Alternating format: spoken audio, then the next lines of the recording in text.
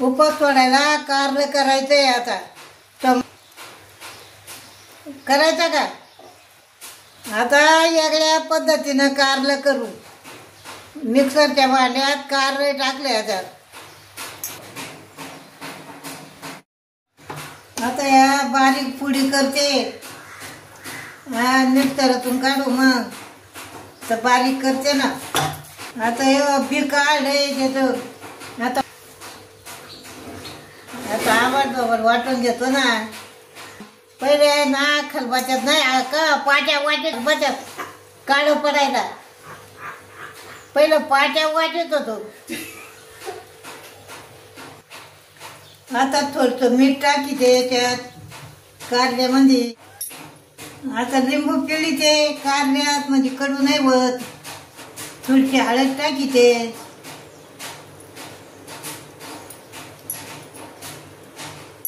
Mix करून घेते ना. आता थोडे टाइम हातात सुटे म्हणजे परत हे होईल. लसूण सुधीते ते टाकायला. तर लसूण सोडलाय, लाल मिरची, खोबरं, शेंगदाणे. आता ओलं खोबरं घेतलंय, शेंगदाणे घेतले, लसूण आहे. आता तवा घे, तवा ठेवाय घेतो.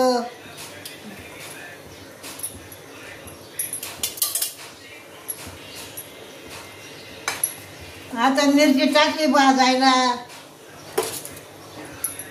त्यात तळून घेते.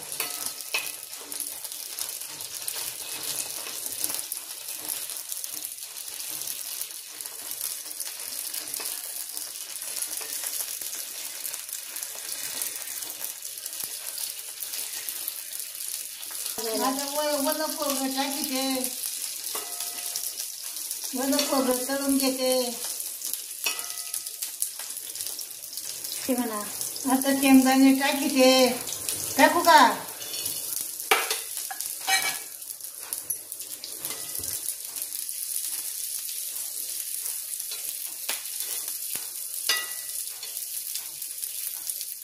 लसूण टाकीते तळायला.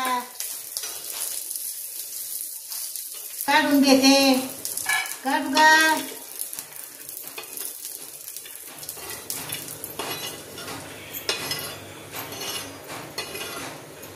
आवाज बरोबर वाटायचंय मिक्सरातून.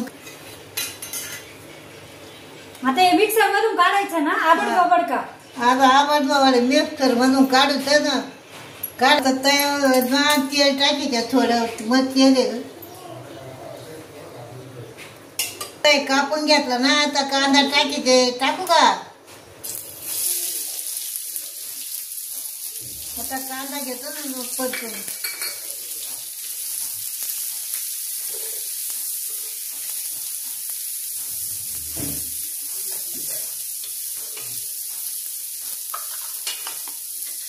हे काढू का? आता थंड झालंय.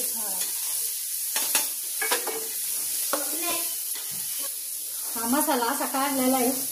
आधी किती मस्त वास येतोय त्याचा चटणीचा. आता टाकायचे का? आता हे पिळून घेते ना कारलं. प्लेटीत टाक.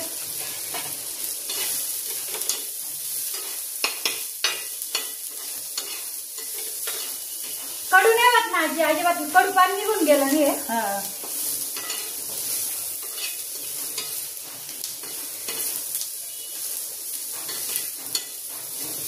प्लेटीत सगळं आजीन का पिळून घेतलंय.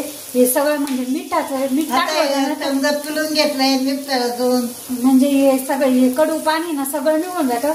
आणि जे आपण चटणी किंवा काय नाव देतं ते पण एकदम मस्त असं झटपट आणि एकदम चविष्ट अशी कधी न पाहिली अशी हे भाजी. कडू पाणी निघून गेलंय. सगळं कडू पाणी निघून जातं त्याचं. आता हे फक्त थोडंसं बनवून दाखवलं. याच्यापेक्षा जास्त बनवायच्या नाही. तर सगळं हे साहित्य जे घेतलेलं आहे ना ते जास्त घ्यायचं. म्हणजे लसूण, शेंगदाणे ते आणि कांदा पण. आणि या भाजीला कांदा जेवढा कांदा गोड असतो जेवढा कांदा जास्त घातला ना तेवढं कडू होत नाही ना. अशी कडू होत नाही. आता या प्लेटीत टाकलेलं आहे आजीनी. आणि आता ते जो गोळा केला तो सुट्टा केला आहे. आता हे कांदा मधपर्यंत आता हे काढून टाकीते ना.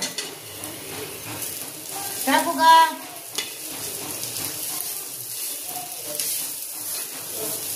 आजीनी ना आता हे सगळा मसाला भाजलेला आहे आणि मग तो त्याची चटणी. आता हे समजा मसाला भाजला आता टाकू का? टाकायचं. आता थोडं मीठ टाकीते म्हणजे मग काय होईल. आता हे पिळून घेतलेलं आहे त्याच्यातलं पाणी निघून गेलेलं आहे. पाणी किती पिळून घेतलं चांगलं निघालं. आणि त्याला पाणी सुटेल म्हणजे मग. आणि पाणी अजिबात नाही टाकायचं ना आजी. नाही ते मिठाचं पुन्हा पाणी होईल ना मग ते शिजलेलं आहे. आता ज्यावेळेस पिळून घेतला आजीने त्यावेळेस पाणी मीठ जे टाकलेलं होतं आधी थोडंसं जास्त टाकलं होतं तर ते मीठ निघून गेलेलं आहे त्या पाण्यामध्ये. म्हणजे आणि त्याच अंदाजात थोडंसं मीठ टाकायचं, जास्त पण नाही टाकायचं. आता हे एकदम असं मस्त झालेलं आहे. आणि आता म्हणजे अजिबात जो आपण शिजवत असताना कडवट असा स्मेल येतो ना तो अजिबात येत नाही. म्हणजे त्याचा कडूपणा सगळं निघून गेलेला आहे. आता ही चटणी. आता ही चटणी टाकू का? आता ही चटणी टाकून पुन्हा 2 ते 3 मिनिटं पुन्हा सगळे ह्याचा जो आहे तो परतून घ्यायचा आहे. आणि फक्त एकदा आजीच्या पद्धतीने आजीने जसं केलं ना तसं बनवून बघा, इतकं छान लागतं होतं बस. आणि एकदा केलं होतं आजीनी. मग आजीला म्हटलं व्हिडिओ काढू आपण त्याचा. आजी आता मी केलं होतं बाळाचा कडू होतंय एवढं पाणी काढाय काढाय. आता थोडंसं कोरडं दिसत आहे म्हणून मी तेल टाकते. आजीला काही जास्त तेल आवडत नाही. आजी म्हणजे थोडं टाकलंय. थोडंच तेल टाकतात. मग मला हलवताना ते एकदम असं कोरडं दिसलंय पण त्याला पाण्याचा थोडा सुद्धा अंश नाही. पाण्यात कधी आता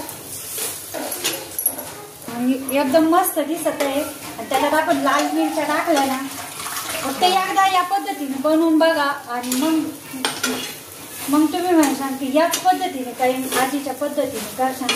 आता पहिलं काही मिक्सर नव्हतं मग आजी म्हणायची आम्ही असं पाट्या वाटवायचं मग त्याचं ते कडू पाणी सगळं काढून घ्यायचो आणि मग अशा पद्धतीने बनवायचं. आणि पहिलं जास्त लालच मिरच्या म्हणजे कोणत्या भाजीला त्याला चव पण जास्त येते ना लालच याच्या बनवायच्या आजी.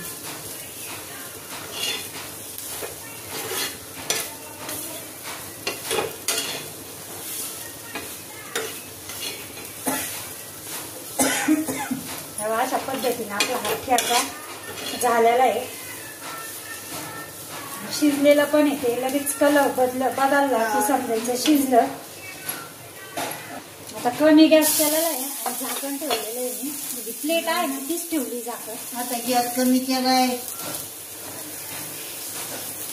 आणि फक्त 2 मिनिटं वाफ द्यायची म्हणजे थोडासा जो जाड फोडा आहे ना ती वाफेने होऊन जाईल. आता मी गॅस बंद केलेला आहे ना हा ठेचा तसाच ठेवला. आणि जेवढा तापलेला तवा आहे ना तेवढा याच्यात मस्त अशी आपली ठेचा होऊन जाईल. आता ना आता एकदा बनवून पाहतोय कडू होतंय का काय.